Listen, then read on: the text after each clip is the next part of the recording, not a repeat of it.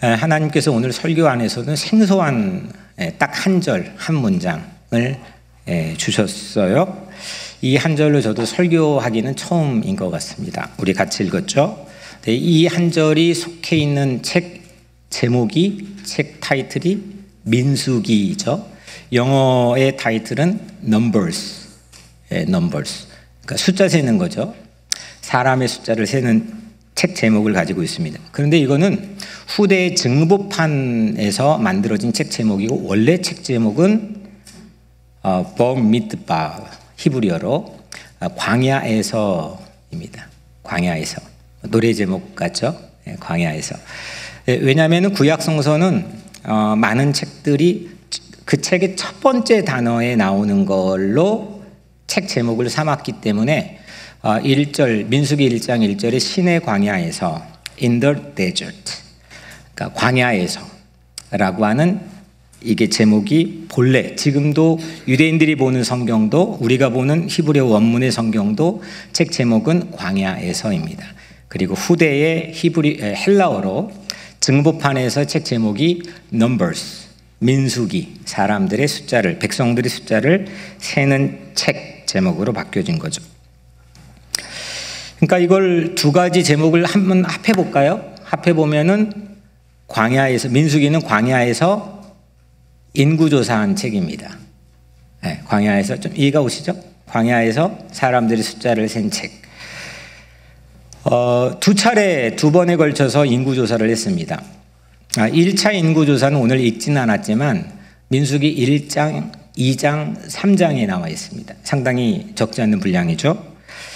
이거 언제 했느냐? 출애굽하고 나서 1년 1개월째, 정확히는. 그리고 그냥 우리 통상적으로 출애굽한 지 2년째 되는 해. 장소는 시내산에 십계명을 받았던 그 시내 광야에서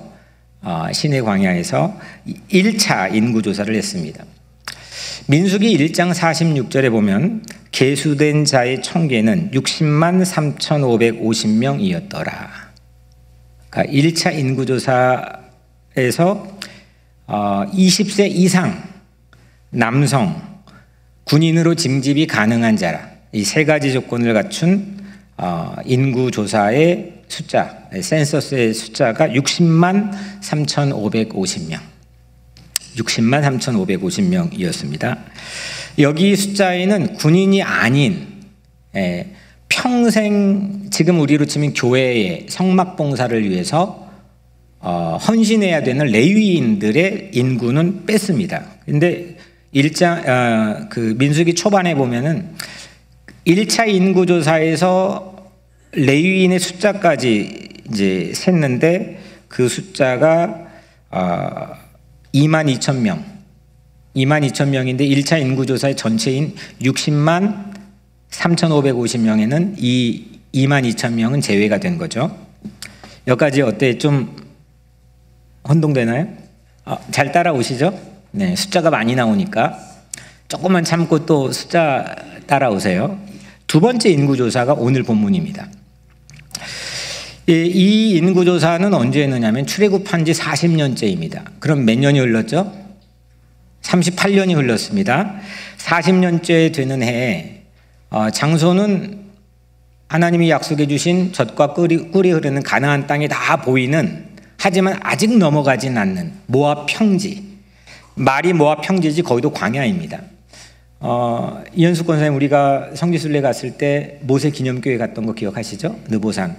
거기가 모압 평지입니다. 전부 광야잖아요. 근데 저쪽에는 여리고랑 다 보입니다. 요단강 건너편은 다 보이는데 거기에서 이제 두 번째 인구조사를 했습니다. 그 인구조사에서 이제 오늘 우리가 읽은 민수기 26장 51절, 이스라엘 자손의 계수된 자가 60만 1,730명이었더라. 그러니까 2차 인구조사의 총 합계는 60만 1,730명.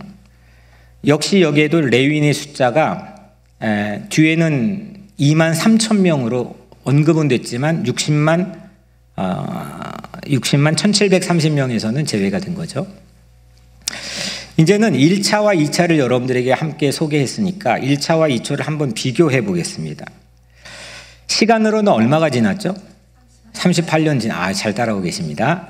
장소는 광야로 똑같은 스테이지, 무대지만은 정확한 장소는 차이가 있죠. 하나는 시내산 근처의 시내 광야이고 하나는 모압 평지입니다.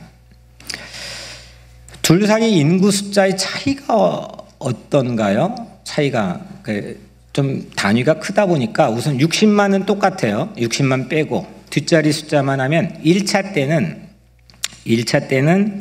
3,550명, 2차 때는 1,730명.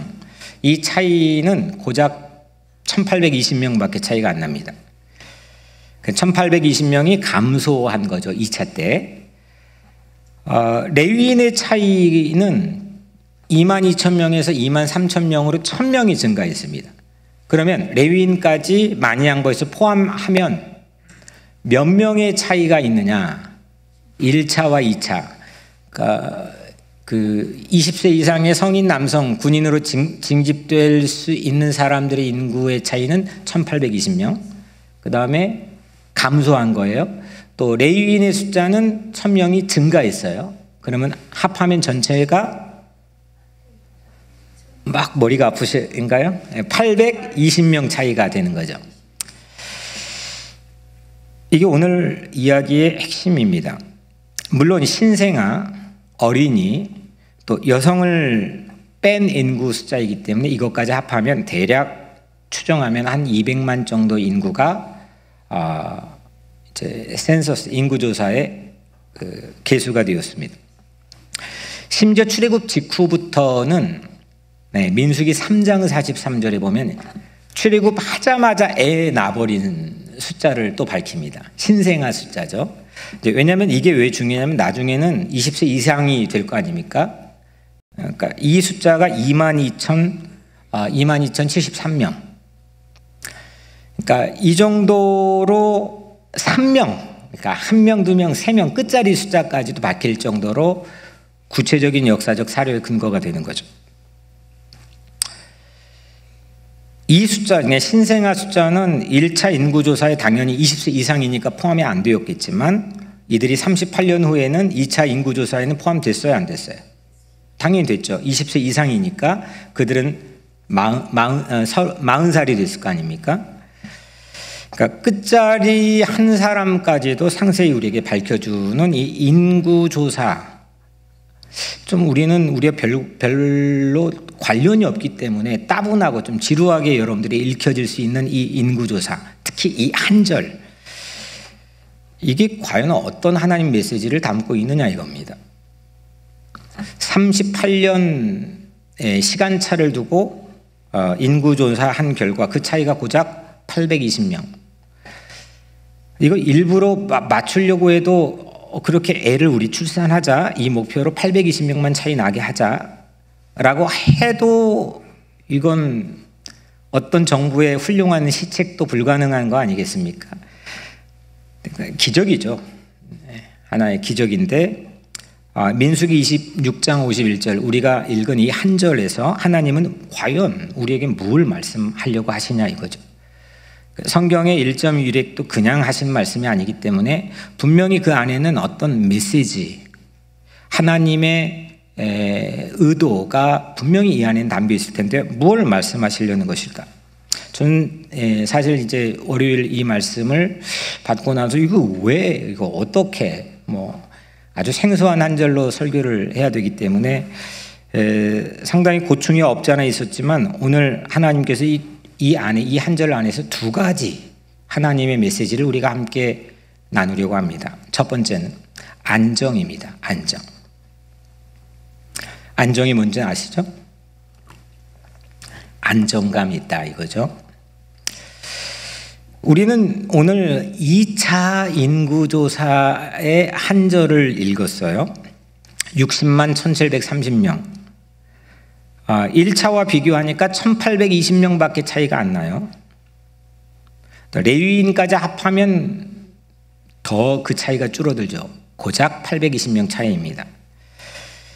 이 1차와 2차 인구의 차이는 그러니까 99.87%, 그러니까 거의 100%입니다.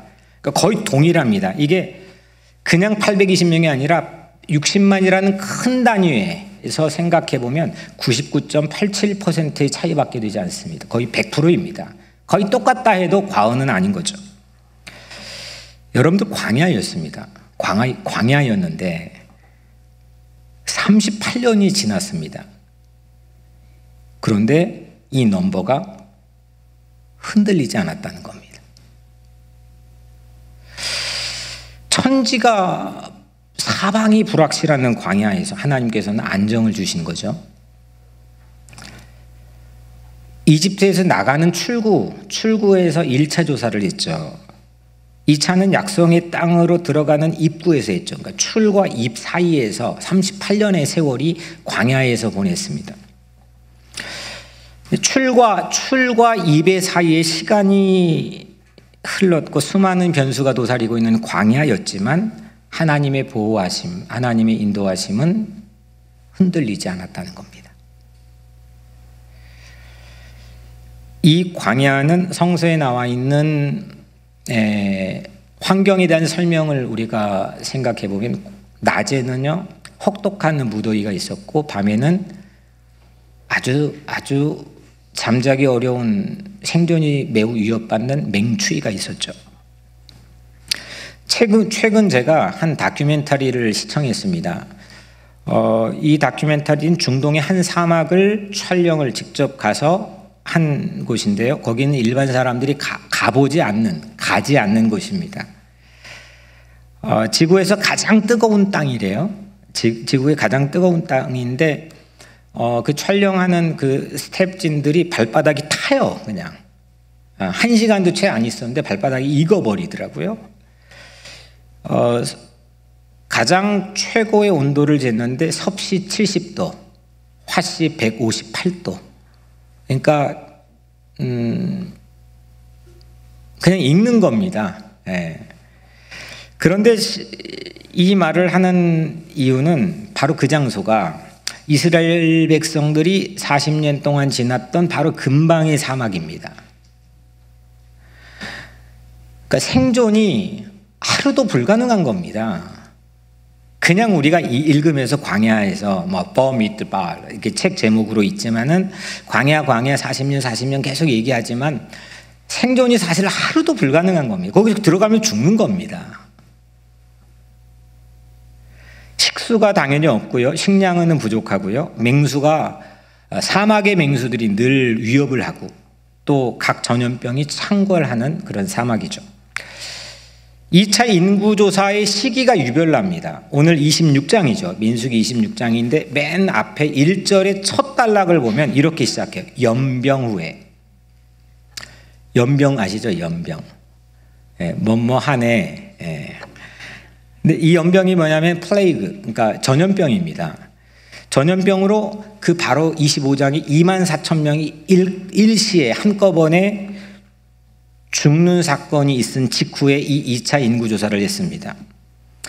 우리하고 어쩌면 비슷한 팬데믹 직후에 우리가 서 있는 상황과 매우 흡사하죠. 그런데 38년 전과 고작 820명 차이라는 겁니다. 사람들을 세는데 한 명부터 셌을 거 아닙니까? 각 12지파의 지도자들을 불러놓고 각 지파별로 숫자를 종족별로 셌습니다. 지파별로 세지 않고 그 안에 있는 가족보단 조금 큰, 지파보단 작은 종족별로 세게 했는데 한 명부터 이제 셌을 거 카운트를 했을 거 아닙니까? 그리고 모세가 마지막 12 지도자들을 다 모아놓고 각 지파의 숫자를 다 합해가지고 최종 인구조사의 결산을 탁 하고 발표를 했을 때 전 대열에서 저는 탄성이 나오지 않을 수 없었을 거라고 생각합니다. 와, 이야, 38년 만에 세어본 첫 번째 숫자가 99.87%로 같았다는 거 아닙니까? 놀라지 않을 수 있었겠습니까?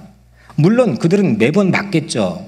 동서남북으로 세 지파씩 흩어져 가지고 가운데 언약궤를 중앙으로 세우고 38년 동안 행진하면서 저기 빈틈이 없네. 저기도 막혀 잘 서 있구나. 다 눈으로 보면서 38년을 매일같이 지내왔겠지만 이걸 카운트를 해서 세어보고 확인하고 발표해본 건 처음이거든요. 그런데 이게 고작 820명 차이밖에 안 됐다는 겁니다. 저는 아마 이쪽 저쪽에 함성의 파도 타기가 절로 일어나지 않았을까 싶습니다. 그거 자체가 찬양이지 않았을까 싶어요. 눈으로 늘 봤겠지만 기록으로 이렇게 딱 하고 보듯 끝자리까지 정확한 숫자로 당시 확인했을 때 그들은 야, 이거 하나님 믿지 않을 수 없는 거죠. 뭘로 설명하겠습니까? 개인의 생존뿐 아니라 온 공동체가 보존되었기 때문입니다. 야, 흔들리지 않았구나. 야, 이거 기적 아니냐? 하나님의 보호하심이 아니고서 설명할 길이 없는 거겠죠. 팬데믹 터널을 막 지난 우리로서 저는 이 숫자가 결코 허투루 들릴 수 없다고 생각을 해요. 얼마나 많은 이들이 전 세계 곳곳에서 힘없이 죽었나요? 이게 선진국 중심으로 이렇게 희생자들이 많이 카운트가 됐기 때문에 정말 힘없는 약소하는 사람들이 죽어가는 것들은 실질적으로 카운트가 거의 되지 않았다는 거잖아요. 그러니까 이게 얼마나 이쪽 저쪽에서 이 지난 3년 동안 정말 많은 사람들이 희생되고 어려움을 겪었습니까? 근데 이스라엘은 광야에서 38년이 지났는데 그대로였다는 겁니다. 말이 되는 겁니까? 아니 10명이 시작해서 10명이 됐다면 뭐 그것도 쉽지 않는 거지만 그날 제가 다큐멘터리를 보는데 10명 미만이었던 것 같습니다. 그러니까 거기를 안내하는 그곳의 전문가가 거기 들어가면 안 돼요. 거기 들어가서도 빨리 나와야 돼요. 우리는 죽을지도 몰라요. 길을 잃을지도 몰라요. 10명 미만인데도 그대로 생존이 보장되지 않는다는 거 아닙니까? 근데 60만 명, 3,550명과 60만 명, 1,730명이 고작 1,820명 차이가 났다는 거 아닙니까?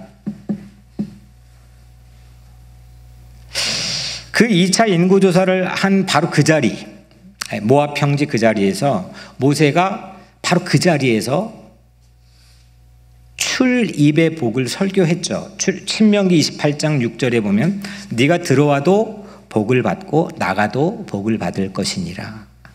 이게 그냥 메시지가 아니었을 거라고 생각합니다. 들어와도 복 받고 나가도 복을 받는다. 그들의 어떤 삶의 체험의 간증 아니겠습니까?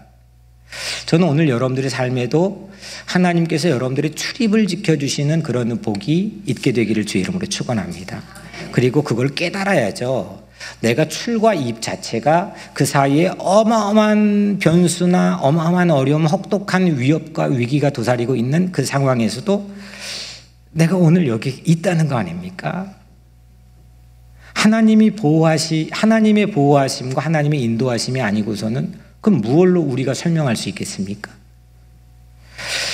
출애굽기의 가장 마지막 문장도 결국 하나님의 보호로 이게 장식을 합니다. 출애굽기 40장 38절 여호와의 구름이 성막 위에 있고 밤에는 불이 그 구름 가운데 있음을 이스라엘 온 족속이 그 모든 행진하는 길에서 그들의 눈으로 보았더라. 아멘. 그들이 체험한 모든 것을 눈으로 보았다는 거 아닙니까? 구름 기둥과 불 기둥으로 하나님께서 지난 40년 동안 광야에서 이렇게 인도해 주셨다는 그들의 눈으로 체험했다는 게 출애굽기의 결론이라는 겁니다.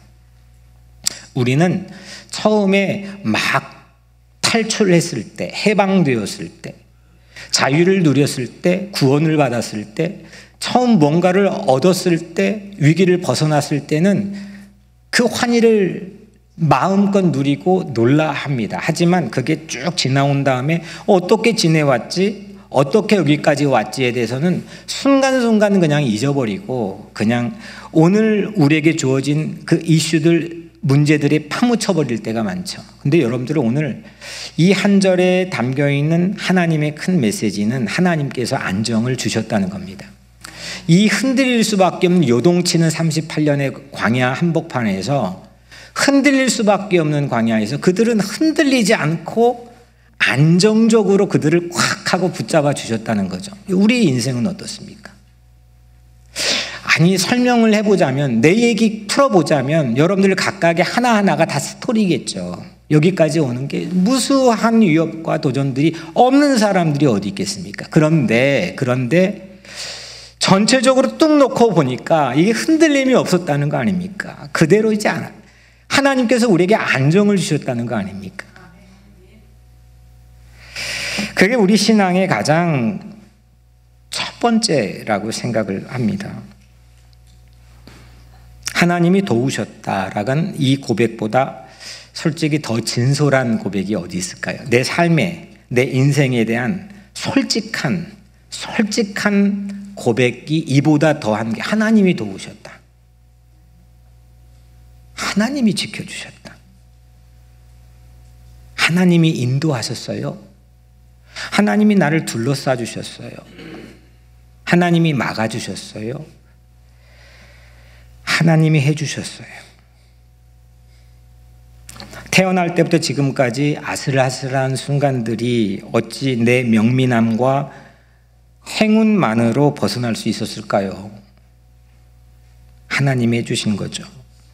뉴욕 우리 교회도 48년 지났습니다. 48년 동안 하나님이 보호해 주신 거죠. 부족한 저를 통해 13년을 목회하신 것도 하나님이 지켜주신 거죠.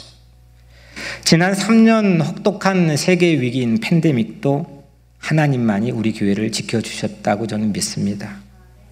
이 한 절에 담겨있는 하나님이 주신 안정, 그 평안, 이게 오늘 한 절에 담겨있는 저는 위대한 메시지라고 확신합니다. 오늘 이 메시지가 하나님이 주신 안정이 여러분들의 폐부의 깊숙한 곳까지 들려졌으면 좋겠어요. 그리고 채워졌으면 좋겠어요. 예수님이 이런 말씀을 하셨죠. 평안을 너희에게 끼치노니 곧 나의 평안을 너희에게 주노라. 내가 너희에게 주는 것은 세상이 주는 것과 같지 아니하니라. 너희는 마음에 근심하지도 말고 두려워하지도 말라. 주님은 우리에게 세상과 다른 평안, 안정을 주시죠. 불안한 인생에게 안정을 주신 하나님의 은혜를 여러분들 누리고 마음껏 찬양하게 되기를 축복합니다. 흔들리지 않는 숫자, 60만 대, 흔들리지 않는 이 두 가지의 숫자는 흔들릴 수 없는 하나님의 보호를 나타내는 메시지였고, 그때 당시에 그 대열도 그 숫자의 통계 보고를 듣고 하나님을 믿었던 거죠. 그리고 그들의 믿음을 더 공고히 했던 거고, 그래서 흔들리지 않고 그 땅에 들어갔던 거 아니겠습니까? 다 흔들리잖아요. 이곳저곳 상황에 반응하면서 여러분들의 마음 하나부터가 흔들리고 여러분들이 하고 있는 손끝으로 하는 모든 일이 흔들리잖아요. 근데 하나님은 흔들리지 않고 신실하심으로 우리를 인도해 주신다는 겁니다. 두 번째는 혁신입니다. 첫 번째 뭐라고요? 안정. 두 번째는 혁신입니다. 이제 여기까지는 안정은 사실은 누구나가 조금 말씀을 읽어보고 묵상하면 대동소이하게 묵상이 될 수 있는 거라고 생각하는데, 이 두 번째 혁신의 부분은 저는 처음 하나님께서 깨닫게 해주셨고 어디 들어본 적도 없는 것 같고 그렇습니다. 근데 그거를 좀 더 이 두 번째 인구조사를 한 걸음 더 깊이 좀 들어가 보려고 합니다. 38년 전에 1차 인구조사 했다 했죠. 그 1차 인구조사에 포함된 최연소가 몇 살이었죠? 그쵸. 20살이었죠. 20살 이상이라 그랬으니까. 당시에 1차 인구조사의 최연소는 60만 3,550명에서 최연소는 20살인 거죠. 그렇다면 이들이 2차 인구조사에서 그 사람이 생존했다면 몇 살일까요? 58세, 그죠? 58세. 산수에 뛰어나십니다. 38년의 세월이 지났으니까 58세가 됐겠죠. 그런데 1차 인구조사 때 20세 이상은 카운트된 20세 이상이 2차 인구조사 때 어떻게 되었다고 성서는 우리에게 얘기합니까? 오늘 같은 장 민수기 26장 65절에 보면 갈렙과 눈의 아들 여호수아 외에는 한 사람도 남지 아니하였더라. 그러니까 1차 때 들어간 사람 중에 2차까지 생존한 사람은 갈렙, 여호수아, 그리고 그때까지 생존해서 아직은 살아있어서 명령한 모세와 엘르아살이라고 하는 제사장 제외하고 몇 사람 빼고는 전부 다 물갈이가 됐다는 겁니다. 1차 인구조사인 60만 3,550명에서 갈렙과 여호수아 몇 사람 제외하고 2차 인구조사인 60만 1,730명 이 카운트 넘버에서는 전부 다 없다는 거죠. 아니 820명 차이만 있었을 뿐 인구조사가 거의 그대로 유지됐다는 것도 이거 기적이에요. 근데 더 큰 기적으로 제게 다가오는 거는 그게 그대로 유지됐지만 그 안에 전원 물갈이가 됐다는 겁니다. 이게 왜 기적인지 잠깐 제가 나눌게요. 38년 만에 이렇게 한꺼번에 바뀔 수 있을까? 여러분들 1차 인구조사 때 모세가 몇 살이었죠?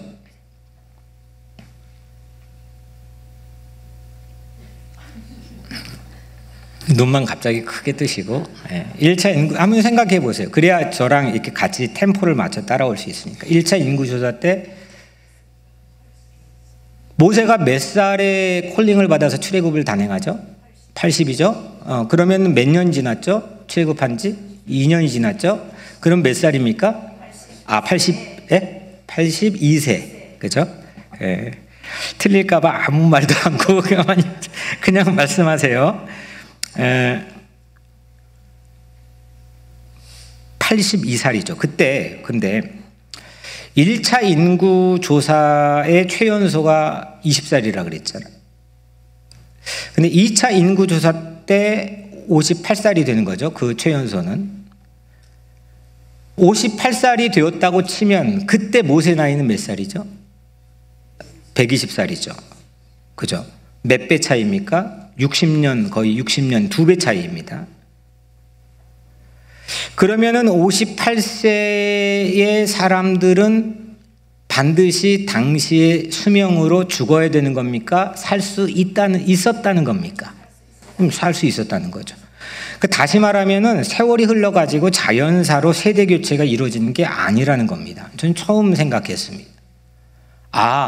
근데 이게 그냥 몇 명이 아니라 그냥 10,000명 정도의 수준도 클 텐데 60만 이상이 카운트된 숫자의 사람들이 120살까지 충분히 수명이 산 게 분명한데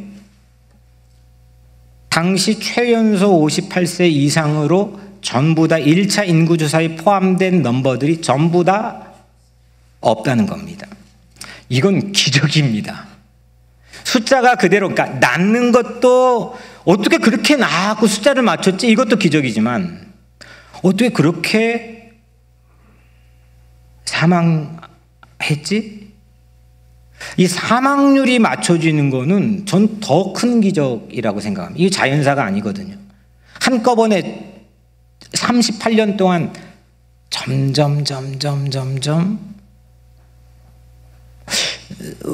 그들도 모를 정도로 전부 세대 교체가 이루어졌다는 겁니다.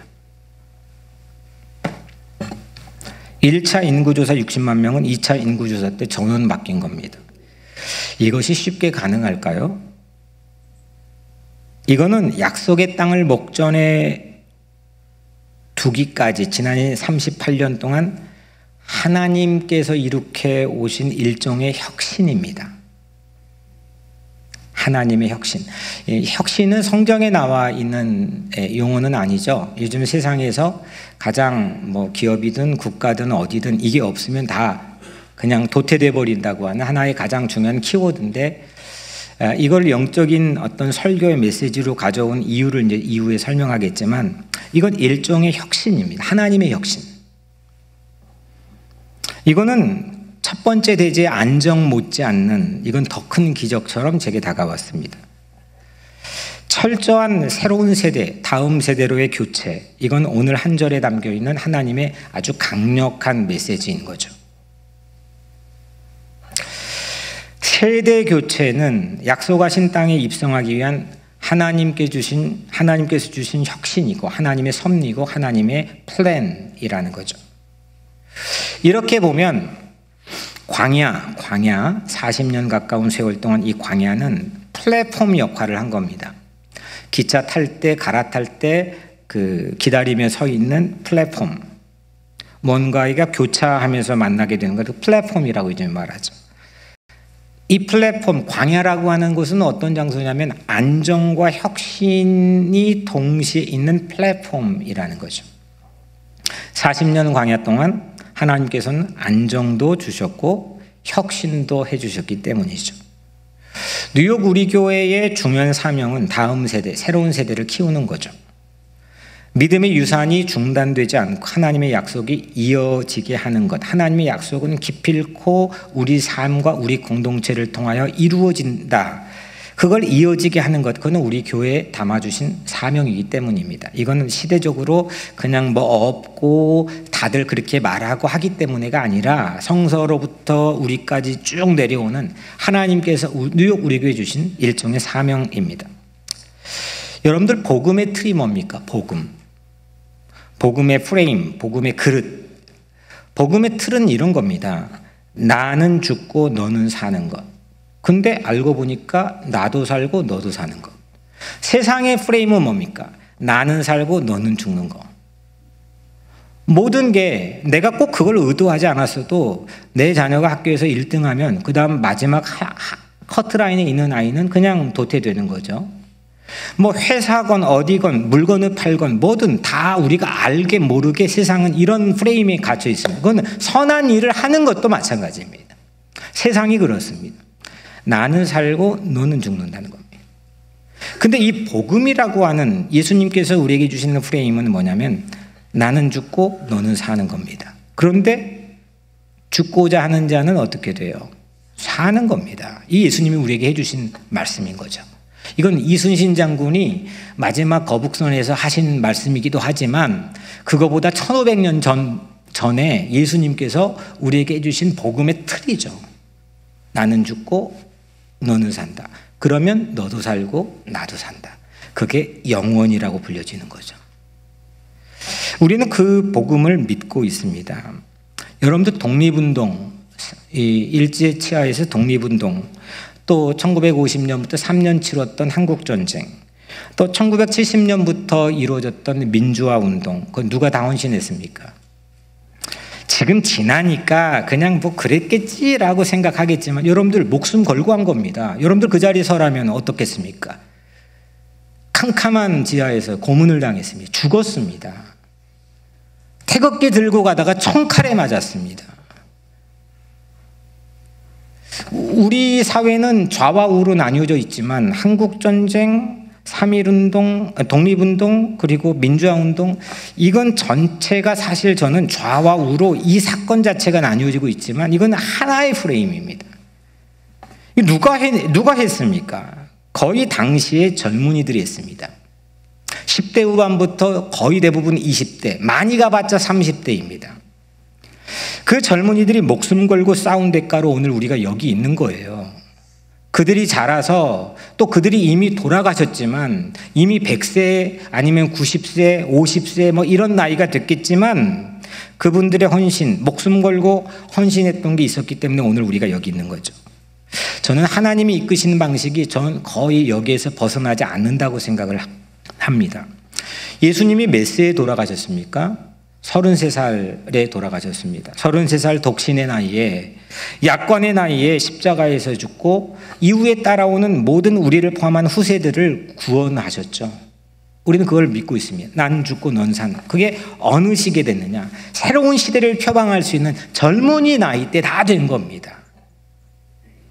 물론 그런 예외도 있겠지만 하나님께서 이끌어 가시는 가장 중요한 관심 중에 하나는 그 새로운 세대들을 세우는 거고, 그 세대들을 오늘 찬양대 이 찬양 가사처럼 십자가 군병으로 강하게 세우는 거고, 이게 하나님의 관심입니다. 이런 의미에서 하나님 보시기에 세대라고 하는 것, 제너레이션이라고 하는 것은 엄밀히 나이 구분이 아닙니다.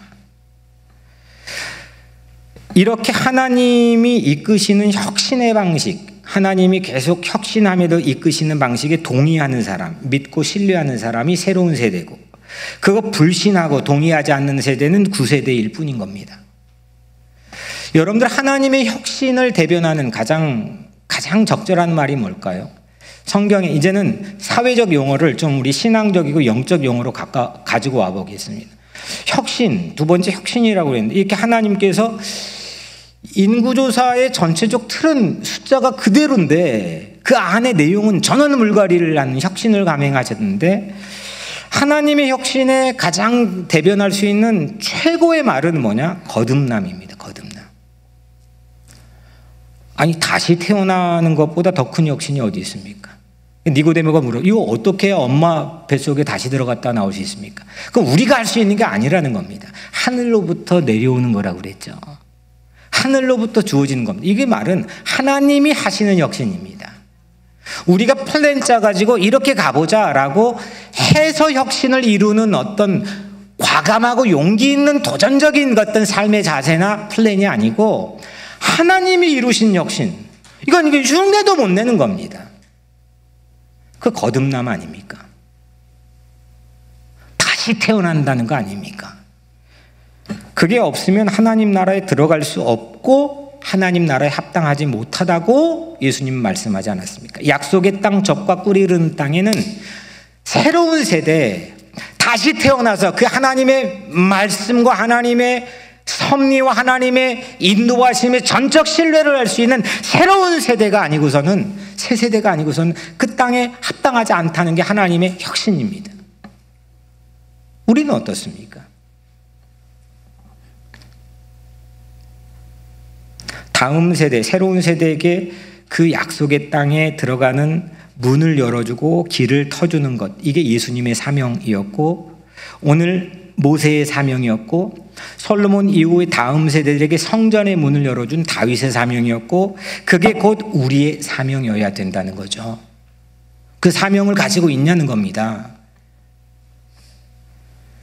하나님의 혁신을 통해 하나님께서는 자신의 약속을 이루어 가시는 거죠. 우리 교회는 새로운 기차를 기다릴 수 있는 플랫폼 역할을 해야 될 줄로 믿습니다. 새로운 세대가 새로운 기차를 타고 또다시 달릴 수 있는 플랫폼, 모압 평지 같은 그런 플랫폼이 우리 교회가 되어야 된다. 이걸 함께 하나님께서 하시는 혁신에 우리의 삶과 마음과 믿음을 내어드리고, 우리가 그렇게 함께 오늘 모압 평지에서 가나안 땅으로 들어가는 그런 혁신 세력들이 되어야 된다는 거죠. 도태되어야 될 구세대가 되면 안 된다는 거죠. 이건 나이 구분이 아니라는 겁니다. 나는 젊은이 같고 나는 늘 꼰대 아닌 괜찮은 그냥 그 신세대 느낌 가능하죠. 여러분들, 제가 젊은일까요, 아닐까요?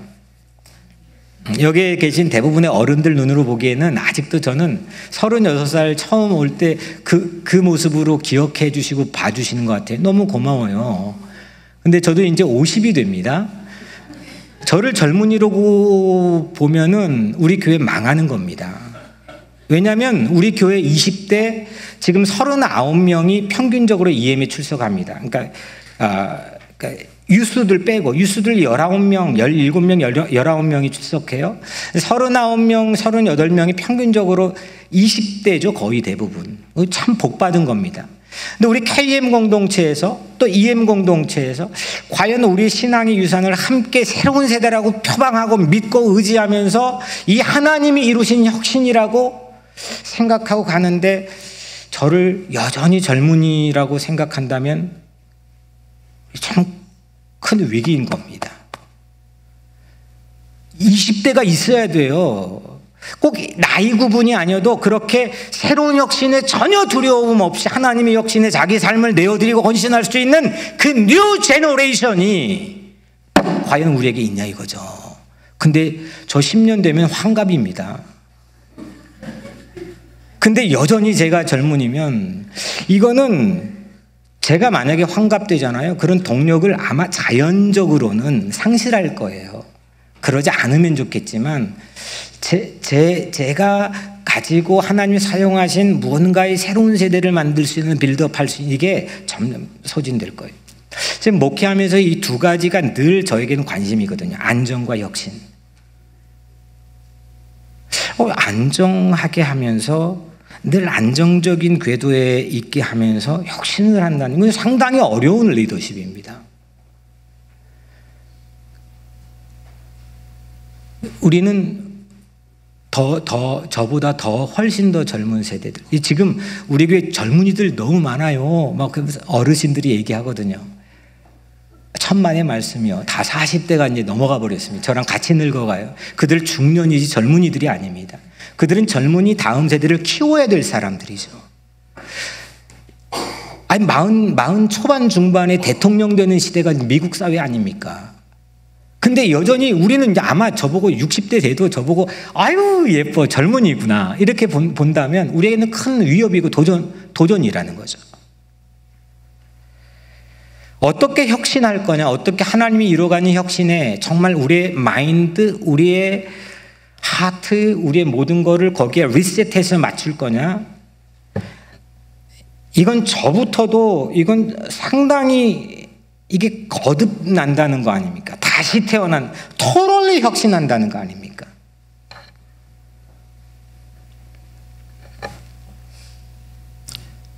저 젊은이 아닌데도 그냥 그렇게 봐주세요. 네. 인구조사 결산을 담은 딱 한 절, 민수기 26장 51절. 여기에 담긴 두 번째 메시지는 하나님이 이루시는 혁신입니다. 우리 교회는 하나님이 이루어 가신 혁신이 있게 되기를 축복합니다. 우리도 다음 세대, 새로운 세대로 하나님의 약속이 이어지는 대로, 하나님이 혁신해 주시는 대로, 하나님이 거듭나게 하시는 대로 우리가 할 거는 뭐냐? 신뢰하고 믿는 겁니다. 거기에 불신하고 마음에 의심이 끼고 불평해버리고 난 하나님이 하시는 말은 그렇죠. 근데 우리의 마음을 그렇게 내어드리면 그건 혁신이 되는 겁니다. 그 성경이 일관되게 우리에게 요구하는 거죠. 우리는 믿는 겁니다. 그 하나님이 우리를 혁신해 주시는 거죠. 요즘 우리 교회가 올 한 해 들어 두세 사람으로 모인 투게더 모임도 이런 혁신의 일환이 아니겠습니까? 그렇다고까지만 확실하게 저는 아직은 얘기할 수는 없겠지만 여튼 하나님께서 인도해 주심이라고 생각하고, 이 또한 새로운 세대로 우리 교회를 이 팬데믹 이후에 이 시대에 우리를 혁신해 나가는 하나님의 하나의 조치라고 저는 생각합니다. 멈추면 같이 죽습니다. 멈추면 같이 도태됩니다. 하지만 혁신하면 하나님의 약속을 이루어가는 겁니다. 약속의 땅에 들어가는 새로운 세대로 우리 모두가 혁신하게 되기를 주의 이름으로 축복합니다. 우리는 어쩌면 오늘 말씀의 제목이 안정과 혁신 사이에서입니다. 우리는 어쩌면 하나님의 안정과 하나님의 혁신 사이에서 끊임없이 방황하거나 끊임없이 뭔가를 찾거나 끊임없이 뭔가에 구도하는 자세를 가질 겁니다. 제가 말씀드린 것처럼 목회 안에서도 안정하면서 혁신한다는 것, 혁신하면서 안정한다는 것, 이거 정말 쉽지 않은 겁니다. 여러분들 실제 우리 현실에서는요, 안정과 혁신은 대립되는 말입니다. 인간의 욕망이 들어가는 순간 안정과 혁신은 이 두 가지 말은 사실은 함께 있을 수가 없습니다. 안정되면 혁신의 동력을 상실하죠. 그리고 반면에 혁신하면 안정하지 못해요. 그러니까 이런 거죠. 우리가 이제 됐다, 안정감을 가져요. 그러면 그 순간에 우리는 혁신을 상실하게 됩니다. 끝나는 거예요. 근데 혁신을 계속해요. 그런데 그 순간에 우리는 불안해요. 뭔가 안정감을 어느 정도는 잃어버리게 되죠. 이 두 가지가 같이 인간 세계의 인간의 현실에 이게 병립할 수 있느냐? 저는 그런 거 거의 못 봤습니다. 인간이 만들어 놓은 세계, 기관, 단체, 교회, 이게 잘 안 되는 겁니다. 그래서 싸우는 거죠. 갈등이 일어나는 거죠. 그런데 여러분들, 하나님 안에서는 이 안정과 혁신이 늘 함께해요. 십자가에서 죽는데 담대하라. 내가 세상을 이겼다 그래요. 그리고 오늘 우리가 보는 광야에서 그랬어요. 38년 동안 2차례 인구조사에서 분명히 증명되었어요. 안정됐는데 혁신했어요. 하나님이. 광야에서 안정했고 38년 동안 혁신했어요. 하나님이 하셨어요. 인간은 못해요, 이거. 저도 못해요. 누구도 못해요. 조직이요, 한 10년, 20년 넘어가고 한 30년, 40년 되잖아요. 그럼 매너리즘에 빠져요. 구태의연해져요. 혁신 못해요. 안정은 유지할진 몰라요. 근데 안정도 유지하기가 어렵지만 거의 대부분이 뻐걱뻐걱 거려요. 그래서 뭔가 새로운 게 나오기도 하죠. 거기서 뭐 싸우다 갈라져 나왔던지, 거의 인간 세계라는 게 다 그래요. 근데 하나님의 안에서는 이 안정과 혁신이 늘 함께 한다는 거죠. 우리가 사는 세상도 광야와 같잖아요. 요즘 교회는 광야 한복판에 있는 것 같아요. 이럴 때 주신 은혜가 저는 하나님의 안정이길 바라고, 이럴 때 주신 비전이 하나님의 혁신이기를 바라요. 하나님께서 반드시 우리를 보호해 주시잖아요. 하나님께서 우리를 지켜주시잖아요. 그 안정을 누리라고 했잖아요. 하나님께서 우리를 또 반드시 혁신해 주시잖아요. 거듭난 자만이 하나님 나라에 합당하고 하나님의 자녀가 된다고 했잖아요. 지난주일 부활 홈커밍 축제 뉴욕 우리 교회 오셨던 VIP의 50분, 그리고 진정한 사랑으로 기도하며 초대했던 전체, 오지는 못했을지라도 전체 VIP 196분, 이건 단순한 숫자가 아니라고 생각해요. 어쩌면 이 하나님의 안정과 하나님의 혁신으로 우리를 일깨워 주시는 일종의 하나님의 numbers, 하나님의 넘버, 하나님의 숫자, 일종의 우리에게 주신 민수기와 같다 저는 생각해요. 그게 있어야죠. 그 넘버가 있어야 되는 거예요. 그게 있습니까? 오늘 얼마 벌었지. 이게 어디에 지출해야 되는데. 저는 그때도 한번 말씀드렸지만 우리 이보교는 예산을 세우지 않아요. 저는 우리 교회도 그랬으면 좋겠지만 그래도 전통적 틀이 있으니까 버젯을 만들긴 하지만 어떻게 우리 계획한 대로 되는 겁니까? 인간이 만들어 놓은 넘버대로 어떻게 되는 겁니까? 하나님이 인도해 주시고 결산을 투명하게 하면 되죠. 이렇게 됐네. 아니, 해봐. 저도 담임 목회 한 20년 가까이 해봤지만 넘버를 세운다고 또 그렇게 되지도 않아요. 여러분들의 가게가, 여러분들의 살림이 그 넘버 세운 대로 됩니까? 어쩔 때는 바닥을 칠 때도 있고 어쩔 때는 흥황을 누릴 때도 있죠. 머리 써서 되는 게 아니라니까요. 하나님의 안정은 하나님께서 주시는 거예요. 하나님이 우리에게 주신 버젯을 포함한 모든 삶에 대한 혁신은 그건 하나님이 주시는 거예요. 거기에 우리는 되지도 않는 해봤자인 여러 가지 근심, 걱정, 불안 이런 거에 마음을 빼앗겨서 엉뚱한 곳에 우리 에너지 낭비하며 사는데 그걸 집약시키자는 거죠. 하나님을 향해서 우리의 마음을 하나님의 안정과 하나님의 혁신에 우리의 믿음과 마음을 열고 하자는 거죠. 이렇게 말해도 끝나면 또 딴소리해요. 잘 들었어요. 아멘 아멘 들었는데 끝나고 제가 상담 카운셀링을 하다 보면은 어디로 다 날아가 버려요. 그러지 말자는 거죠. 하나님 안정을 누리세요. 그리고 하나님이 혁신해 주시는 걸 믿으세요. 1차와 2차 숫자 차이가 고작 몇 명이요? 820명 차이였지만 마지막으로 이 그대로 유지됐어? 그런데 그 구성원 전원 물갈이 안정과 혁신을 살펴봤죠. 고작 820명 차이 안에서 두 가지 메시지를 살펴봤지만 저는 마지막으로 예수님에게 이 820명은 어떤 의미였을까 생각해 봅니다. 예수님에게 이 820명은 허투루 외면할 숫자가 아니라고 저는 생각하거든요. 예수님 말씀했죠. 양 100마리가 있는데 그 중에 하나가 길을 잃었으면 그 99마리를 산에 두고 가서 길 잃은 양을 찾지 않겠느냐. 이런 계산이 어디 있습니까? 예수님께서 100마리 양이 있는데 그 중에 한 마리 길 잃었어도 난 그 99마리 그냥 길에 놔두고 한 마리 찾으러 가겠다는 겁니다. 예수님에게는 한 마리와 100마리가 이퀄 똑같다는 거죠. 예수님이 또 말씀해요. 내 형제 중에 지극히 작은 자 하나에게 한 것이 곧 나에게 한 것이니라. 진정한 혁신은 전 숫자에 묶여 있지 않다고 생각을 합니다. 오로지 진정한 혁신은 이런 예수님의 사랑인 거죠. 그 사랑이 우리에게 안정을 주고요. 그 사랑이 결국은 혁신을 이루는 거 아니겠어요?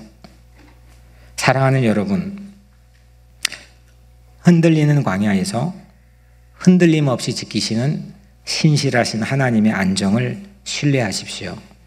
그 한량없는 은혜에 감사하십시오.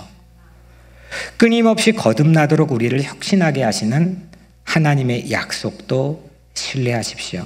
그래서 우리 모두가 새로운 세대가 되기를 바랍니다. 안정과 혁신 사이에서 하나님은 사랑이십니다. 기도하겠습니다.